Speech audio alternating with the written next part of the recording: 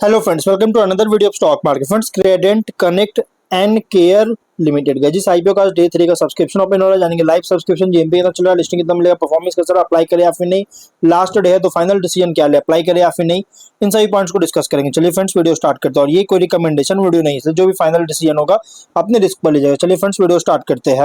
तो guys, IPO 13 को open हुआ था और 17 आज क्लोज किया जा रहा है। 3 डे आईपीओ 20 अगस्त का लिस्टिंग डेट, 10 रुपीज का फेस वैल्यू, 179 टू 189 रुपीज का प्राइस बैंड, 600 शेयर्स की lot size, fresh capital, book build IPO है और 94 करोड़ का issue size, 49.7 lakh shares issue किया गया है। फिनलीज मार्केट मेकर एनएससी एसएमई पे लिस्टिंग किया जा रहा है। अलॉटमेंट डेट 18 अगस्त का, 19 को रिफंड्स रिलीज किया जाएगा, शेयर्स डिमेट अकाउंट में क्रेडिट होगा। ऑफर जो दिया गया है, अगर देखा जाए तो यहाँ पे क्यूआईबी ऑफर दी गई है, एंकर इंक्लूड नहीं करेंगे। 19% बिग एच एन है, 9.5 स्मॉल एच एन है, 4.7 और रिटेल 33.3% ऑफर दिया गया है, जो कि retail to only 2 lot apply कर सकते हैं। 1200 शेयर्स मिलेंगे, 2.2 लाख पे करना पड़ेगा। Small H N I minimum 3 lot apply कर सकते हैं, 3.4 लाख पे करना पड़ेगा। मैक्सिमम 8 लॉट अप्लाई कर सकते हैं, 9.1 लाख पे करना पड़ेगा। Big H N I minimum 9 lot apply कर सकते हैं, 10.2 लाख पे करना पड़ेगा। मैक्सिमम कोई लिमिट नहीं है, लेकिन अगर 5 टाइम सब्सक्राइब होता है small H N I big H N I में, तो आपको मिनिमम लॉट होगा। जैसे small H N I only 3 lot, big H N I only 9 lot allotment किया जाएगा। एंकर से 26.5 करोड़ का फंड रेज कर चुका है।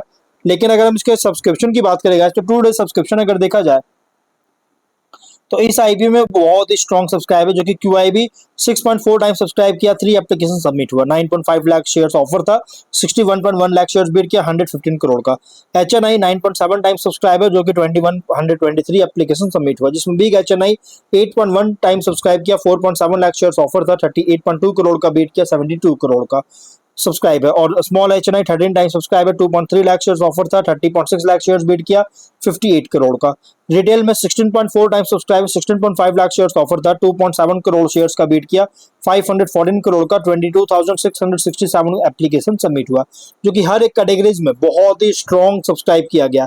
टोटल 12.1 टाइम सब्सक्राइब है, 4 करोड़ शेयर्स बीट किया, 760 करोड़ का सब्सक्राइब है, 24,793 एप्लीकेशन सबमिट हुआ है, जो कि गाइस बहुत ही स्ट्रॉन्ग सब्सक्राइब देखने को मिला है। लेकिन अगर जीएमपी की बात करें तो 55 रुपीज का ट्रेड करा, 29% का स्ट्रॉन्ग लिस्टिंग कैन एक्सपेक्ट कर सकते हैं, जो कि 244 रुपीज का एस्टिमेटेड लिस्टिंग प्राइस और 33,000 रुपीज का एस्टिमेटेड प्रॉफिट सिंगल लॉट पर मिल सकती है। लेकिन बिजनेस की बात करेंगे तो कंपनी जो है ये हेल्थ केयर सर्विसेज प्रोवाइड कर रहा है, जो कि डिलीवर करता है हेल्थ केयर सर्विसेज प्रोवाइड कर रहा है, जिसमें कंपनी डिलीवर करती है integrated logistics, work force solutions etcetera. Technology पर बेस्ड है, जो कि यहाँ पे आप देख सकते हैं जून 2015 में इनकॉर्पोरेट हुआ था, आप यहाँ देख सकते हैं। और B2B मॉडल पर प्राइमरली ऑपरेट करता है, जिससे diagnostic laboratories, IVD companies, pharmaceutical companies, hospitals, clinics और अदर हेल्थ केयर इंटरप्राइजेस को प्राइमरली ऑपरेट करती है।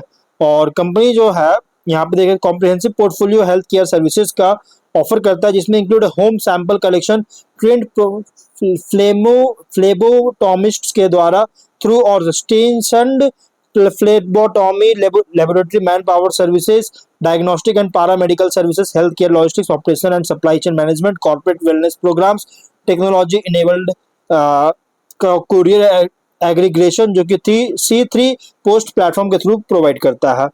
और लॉजिस्टिक सॉल्यूशन सपोर्ट करता है diagnostic samples, medical supplies, Regents, other health care consignments का मूवमेंट, जो कि टेम्परेचर कंट्रोल्ड और टाइम सेंसिटिव ट्रांसपोर्टेशन के थ्रू, जिसमें इंक्लूड है कोल्ड चेन लॉजिस्टिक्स।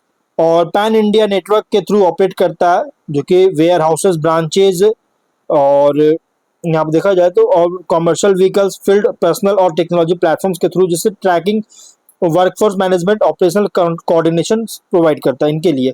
और कंपनी का अगर हम यहाँ पे फाइनेंशियल देखा जाए तो एसेट्स है 29.5 करोड़ का, नेटवर्थ 15.9 करोड़ का, रिजर्व्स 15.7 करोड़ का, डेट है 7.4 करोड़ का। लेकिन रेवेन्यू प्रॉफिट 24 में 76 करोड़ का रेवेन्यू, 2.6 करोड़ का प्रॉफिट, 25 में है 78.2 करोड़ का रेवेन्यू, 2.2 करोड़ का प्रॉफिट है। फाइनेंशियल अगर देखा जाए टॉप एंड बॉटम लाइन में ग्रोथ देखने को मिल रहा है, स्टैटिक परफॉर्मेंस है। लेकिन गाइज यहाँ पे कंपनी का जो 26 में परफॉर्मेंस जो मार्जिन, प्रॉफिट मार्जिन बहुत ही स्ट्रॉन्ग बूस्ट किया है, जबकि बम्पर प्रॉफिट हुआ है, और इसलिए गाइज डाउट क्रिएट करा, प्लस आगे चलकर सस्टेन करेगा भी कि नहीं, इसको लेकर भी कंसर्न रेज कर रही है। ऑब्जेक्टिव क्या है, तो वर्किंग कैपिटल रिक्वायरमेंट को मीट करने के लिए सब्सिडियरी है क्रेडेंट हेल्थ केयर प्राइवेट लिमिटेड, इसमें इन्वेस्टमेंट करना चाहता है और इसी में इन्वेस्टमेंट करके कैपेक्स करना चाहता है। मशीनरी के लिए रिक्वायरमेंट्स है, working capital requirement, outstanding borrowings है जिसका पेमेंट करना चाहती है, जनरल कॉर्पोरेट पर्पस के लिए फंडिंग चाहता है। Ratios ROE 61.8, ROCE 40, RONW 42.1, PAT margin 8.6, EBITDA margin 13.3% का, debt to equity 0.5, PB 5.7, PE ratio 13.6 time का, promoter holding pre issue 87.6, post issue 63.7% का। रिसेंट फाइनेंशियल डेटा के अकॉर्डिंग प्राइस बन जो रखा गया एग्रेसिव, मतलब कि बहुत ही ओवरली प्राइस रखी गई है। लेकिन अगर स्वॉट एनालिसिस करें तो स्ट्रेंथ अगर देखा जाए तो company cold chain, logistics, warehousing, support, supply chain services sector में ऑपरेट करता है, स्पेशलाइज्ड लॉजिस्टिक सॉल्यूशंस प्रोवाइड करता है टेम्परेचर सेंसिटिव प्रोडक्ट्स के लिए, स्ट्रॉन्ग एक्सपोजर है health care, pharmaceutical, other temperature control supply chains पर, और integrated warehousing logistics capabilities जो कि रिकरिंग कस्टमर रिलेशनशिप प्रोवाइड कर सकता है।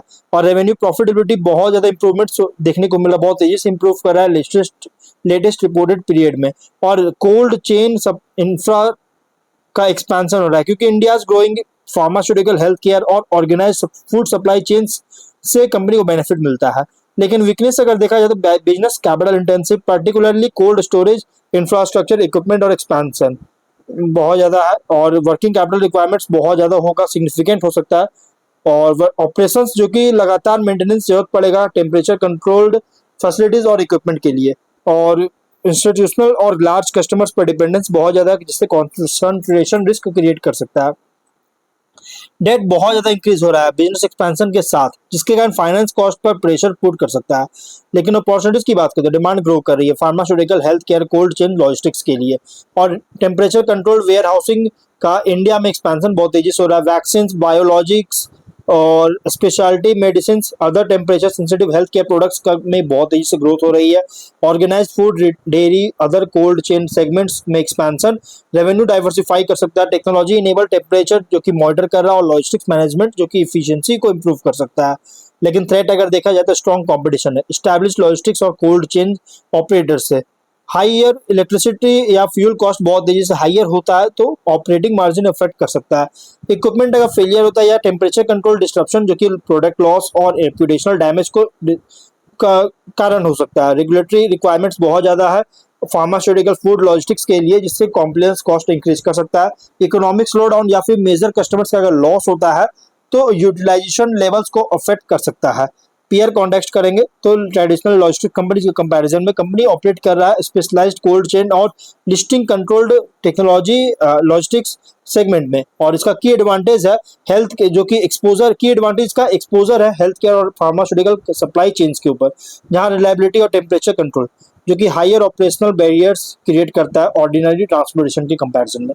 इन्वेस्टर के लिए आईपीओ रिप्रेजेंट कर रहा है health care, logistics and cold chain supply, cold chain infra play पर, जहां लॉन्ग टर्म ग्रोथ डिपेंड करता है warehouse utilisation, customer addition, expansion capacity और ऑपरेशनल एफिशिएंसी, डेट मैनेजमेंट पर।